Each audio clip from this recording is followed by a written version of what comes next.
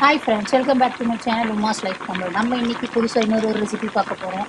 என்ன ரெசிபின்னு பார்த்தீங்கன்னா, sweet potato வச்சு செய்கிற ஒரு சக்கரை பொங்கல் தான் நம்ம பார்க்க போகிறோம். அதுக்கு நல்லா தோலை சீவிட்டு நம்ம கிரேட் பண்ணி ஒரு பக்கம் எடுத்து வச்சுக்கணும்.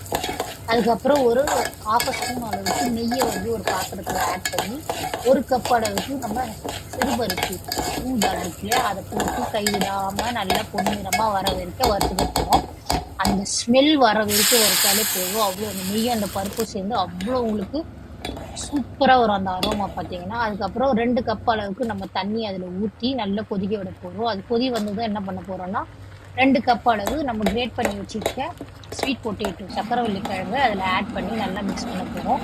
கைவிடாமல் மிக்ஸ் பண்ணணும், இல்லைன்னா அடி பிடிச்சிப்போம். தண்ணி பத்தலைன்னா இந்த ஸ்டேஜில் வேணால் ஆட் பண்ணிக்கலாம். கொஞ்சம் நல்லா வந்து இப்போது மறுபடியும் 1 கப் அளவுக்கு இதில் வெல்லம் ஆட் பண்ணி நல்லா கலந்து விட்டுக்க போகிறோம். ஸ்வீட் பொட்டேட்டோ உங்களுக்கு சீக்கிரமாக வெந்துடும். நமக்கு வெல்லம் ஆட் பண்ணதும் சிம்மில் வச்சு ஒரு 2 மினிட்ஸ் விட்டுட்டு மூடி வச்சுட்டு, இந்த பக்கம் பார்த்தீங்கன்னா நெய் ஒரு 2 ஸ்பூன் வச்சு அடுப்பில் ஒரு பேனில் வச்சு 10 முந்திரி அளவுக்கு இருக்கோ அதை உடச்சி போட்டு அது பொன்னிறமாக வர வரைக்கும் அந்த நெய்லேயே நம்ம வறுக்க போகிறோம். வறுத்துட்டு இப்போ பாருங்கள் 2 நிமிஷம் கழித்து அடுப்பு ஆஃப் பண்ணியாச்சு. நம்ம இந்த தடுக்கா போடுற டைம் தான். அவ்வளோதான், இந்த பாருங்கள் சூப்பராக ரெடி ஆகிடுச்சு. அவ்வளோதான், நம்ம இதை போட்டுட்டு அடுப்பு அப்படியே ஆஃப் பண்ணி மூடி வச்சுட்டோம்.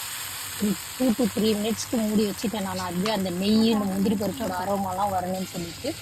அதுக்கப்புறம் கொஞ்சம் நேரம் கழித்து ஓப்பன் பண்ணி பார்த்தா செம்மையாக இருந்தது. இதை பாருங்கள், அவ்வளோதான், லைட்டாக கலந்து மூடி வச்சுட்டேன். ஒரு 3 to 4 மினிட்ஸ் கழித்து இந்த மாதிரி இருந்தது சூப்பராக.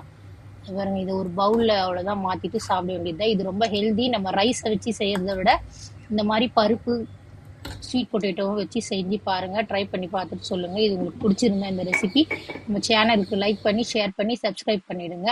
இன்னொரு சூப்பரான வீடியோவில் பார்க்கலாம். தேங்க்ஸ் ஃபார் வாட்சிங். பாய்.